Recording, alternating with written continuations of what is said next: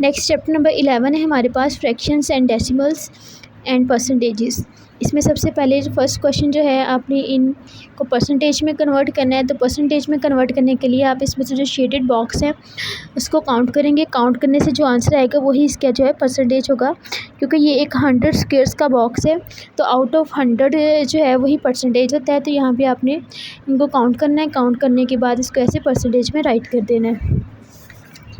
ये यहाँ तक क्वेश्चन ऐसे ही। हम नेक्स्ट जो है यहाँ पे क्वेश्चन नंबर 3 में है 35 आउट ऑफ 100।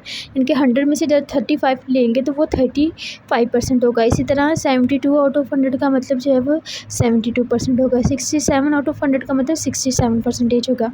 नेक्स्ट है आपके पास क्वेश्चन नंबर 4। इसमें भी जो है आपको परसेंटेज दी हुई है, आपने इसको जो है वो यहाँ पे शेड करना है। तो 55% का मतलब है कि आपने इसमें से 55 बॉक्सेस को जो है वो कलर कर देना है, शेड कर देना है। इसी तरह से यहाँ पे 48 बॉक्सेस को शेड करेंगे, यहाँ पे 1 बॉक्स को शेड करेंगे। और यहाँ पे अगर देखें join pairs of shape that make a whole circle you will need to work out the percentage of one of the circle. अब यहाँ पे आपने ये बताना है कि किन किन को ऐड करने से जो है वो 1 होल सर्कल बन जाएगा। इनको आपने इस तरह से मिला लेने के, जैसे यहाँ पे 75 और ये 25 है। 75 और 25 को ऐड करेंगे तो आपके पास जो है वो पूरा 100% बन जाएगा और वो टोटल सर्कल के इक्वल होगा। तो आपने इस तरह से इन सारी लेंथ्स को सर्कल्स को मिला देना है। नेक्स्ट क्वेश्चन नंबर 6 है Jean look at the label in her coat. The coat is made of wool and cotton part of the label is missing. अब जो ज़हीन है उसने अपने जो कोट है वहाँ से एक लेबल देखा और लेबल में से कुछ पार्ट जो है वो टीयर ऑफ है। अब यहाँ पे देखिए 80% वूल है। अब जो टोटल है वो हमारे पास होता है 100%। 100% में से जो 80% है वो वूल है, तो बाकी जो कॉटन है वो कितना होगा, इनको माइनस करेंगे तो आपके पास आंसर आएगा 20%। मीन 20% जो है इसमें जो है वो कॉटन है। नेक्स्ट यहाँ पे आपको स्क्वेयर्स ड्रॉ किए गए हैं, आपने इनको परसेंटेज में राइट करना है। सबसे पहले देखें इसको 4 इक्वल पार्ट्स में कन्वर्ट किया गया है। जब एक चीज़ को 4 इक्वल पार्ट्स में कन्वर्ट किया जाता है तो इसमें से हर एक जो है वो 25% के इक्वल होता है। 25 ये है, 25 ये है, 25 ये है एंड 25 ये है। 25 शेड है, यहाँ पे 25 शेड। 25 और 25 को ऐड करेंगे तो हाफ बन जाएगा। इनके 50% इसमें शेडेड पार्ट है। इसी तरह से यहाँ पे भी 4 पार्ट्स में डिवाइड किया है तो हर एक पार्ट जो है वो 25 होगा। तो इसमें से एक पार्ट जो है वो शेडेड है तो ये 25 होगा। इस तरह से सेम यहाँ पे भी इसको 4 इक्वल पार्ट्स में कन्वर्ट किया है तो हर पार्ट 25 होगा। 25, 25 एंड 25, तो टोटल 75% जो यहाँ पे कलर होगी। नेक्स्ट यहाँ पे अगर देखें तो इसको 1 2 3 4 5 6 7 8 इक्वल पार्ट्स में कन्वर्ट किया गया है और इसमें से 4 पार्ट, यानी कि 8 में से हाफ़ जो है वो शेडेड हैं। तो हाफ़ को शो करने के लिए हम जो है वो 50 राइट करते हैं। नेक्स्ट क्वेश्चन नंबर 8 है 8% of a learner in a year for won a prize for good attitude in our lessons. जो 80% लर्नर्स हैं, स्टूडेंट्स हैं, उन्होंने प्राइज़ वोन किया है good attitude in all lessons का। There are 100 learners in 4। Total 100 में से 80% ने प्राइज़ विन किया है। तो 80% कब आएगा, जब 100 में से 80 स्टूडेंट्स जो हैं वो होंगे तो फिर हम वहाँ पे परसेंटेज जो है वो 80% आएगी। यहाँ पे हम 80 राइट कर देंगे। नेक्स्ट क्वेश्चन नंबर 9 है the table show the colour of flowers in a garden. The percentage of red and pink flower is the same. What percentage of the flower are pink? अब यहाँ पे आपके पास जो है एक गार्डन में flowers हैं, रेड मिसिंग है, येलो 50% है, पिंक मिसिंग है और वाइट जो है 20% है। और हिंट ये दिया है कि यहाँ पे जो परसेंटेज आएगी वो दोनों इक्वल होगी। तो सबसे पहले आप देखें कि कितने परसेंटेज हमारे पास है। 50 और 20 को ऐड करेंगे तो 70 आ जाएगा।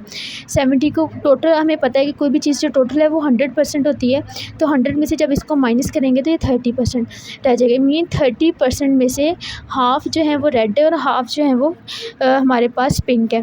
तो 30 का हाफ़ जो है वो 15 होता है, तो मीन्स 15 रेड और 15 ही हमारे पास पिंक है। नेक्स्ट है colour 25% of each of these colours. इसमें से आपने इसको 25% को जो है वो आपने कलर करना है। तो 25% निकालने के लिए आप क्या करेंगे, अब यहाँ पे अगर आप देखें तो यहाँ पे जो है 1 2 3 4 5 10 15 20 25 30, 35 एंड 40। ये 40 है। 40 में से आपने 25 को जो है वो शेड करना, 25% को। तो हमें पता है जो 25% होता है वो 1/4 होता है। मीन्स एक चीज़ को आप 4 इक्वल पार्ट्स में डिवाइड करें तो उसमें से जो हर एक पार्ट होगा वो आपका जो है वो 25% होगा। अब यहाँ पे टोटल जो है वो 40 है, तो इसको भी आप क्या करेंगे, 4 इक्वल पार्ट्स में जब डिवाइड करेंगे तो हर एक में जो है वो 10 बॉक्सेस आएंगे।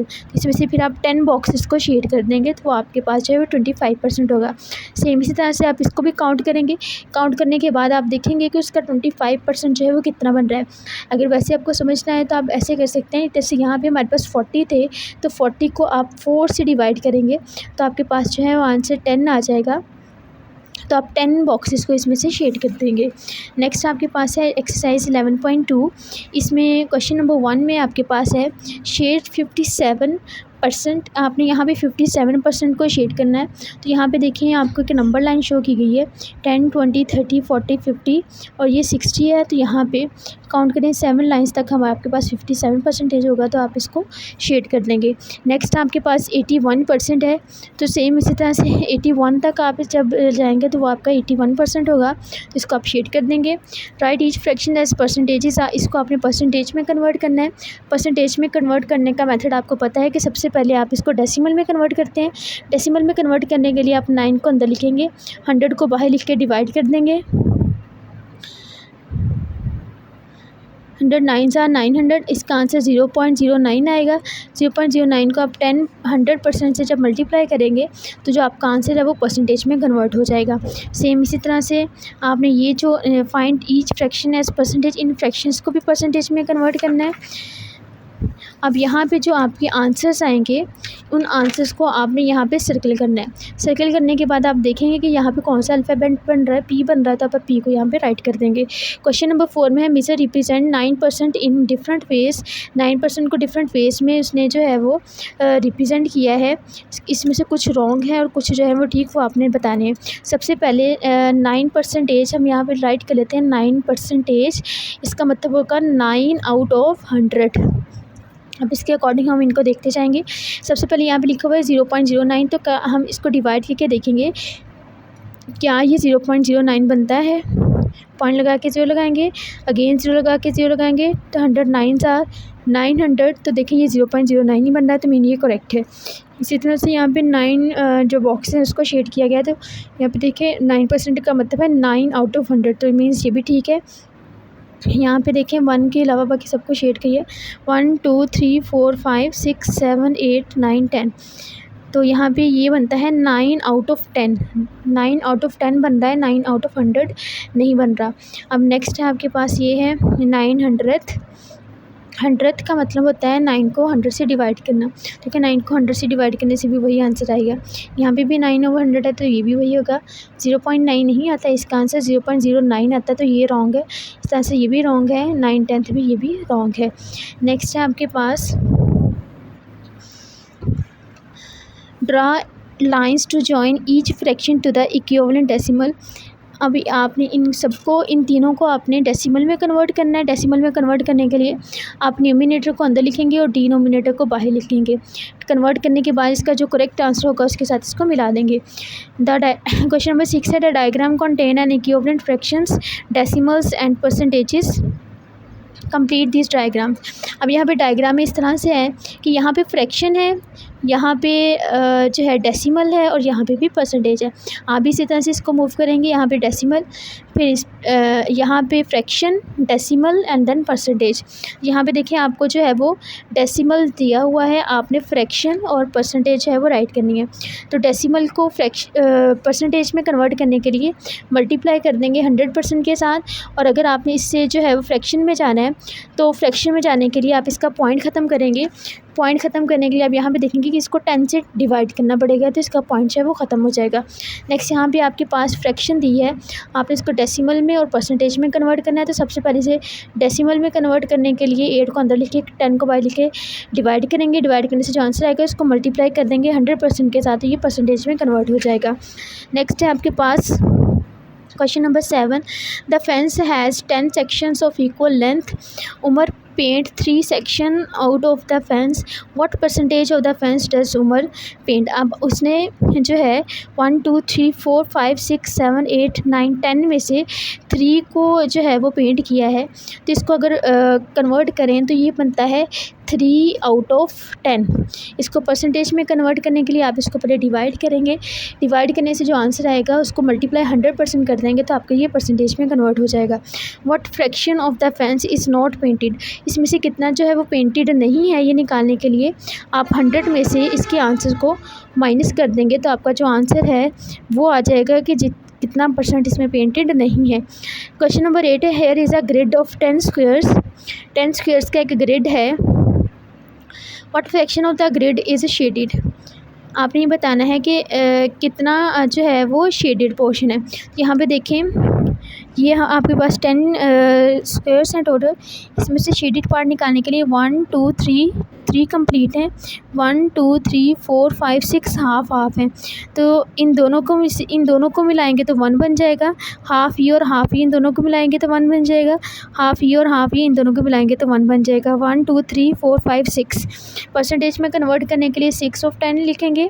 अब इसको अपने डेसिमल और परसेंटेज में कन्वर्ट कर लेंगे। नेक्स्ट है, look at the sets of fractions and percentages, write down 4 sets of equivalent fractions and percentages, each set has 3 equivalent fraction and 1 percentage. अब आपने यहाँ पे इन फ्रैक्शंस को और जो आपके पास परसेंटेजेस हैं इनमें से इक्विवेलेंट फ्रैक्शंस और जो परसेंटेजेस हैं वो फाइंड करनी है। तो क्या करेंगे आप, सबसे पहले इन सब को आपने परसेंटेज में कन्वर्ट करना है। परसेंटेज में कन्वर्ट करने के बाद आपने उनके आंसर्स की मदद से आपको पता चल जाएगा कि जो इक्विवेलेंट फ्रैक्शंस हैं। तो इसको कन्वर्ट करने के लिए आप इनको पहले डिवाइड करेंगे, बाद में मल्टीप्लाई 100% कर देंगे तो ये परसेंटेज में कन्वर्ट हो जाएगा। जब आप परसेंटेज में कन्वर्ट कर लेंगे तो आप इसको डिफरेंट ग्रुप्स में अरेंज करें, यानी कि अगर कुछ का आंसर 10% आ रहा होगा उसको एक ग्रुप में रखें, कुछ का 75% आ रहा है उसको एक ग्रुप में रखेंगे, कुछ का 50% आ रहा होगा उसको एक ग्रुप में रखेंगे और कुछ का 25% आ रहा होगा उसको एक ग्रुप में रखेंगे। नेक्स्ट है, complete the table for the fraction you did not use. अब इसमें से कुछ ऐसी होंगी कि जिनका आंसर इन चारों में से कुछ भी नहीं आ रहा होगा उसको आप यहाँ पे राइट कर देंगे।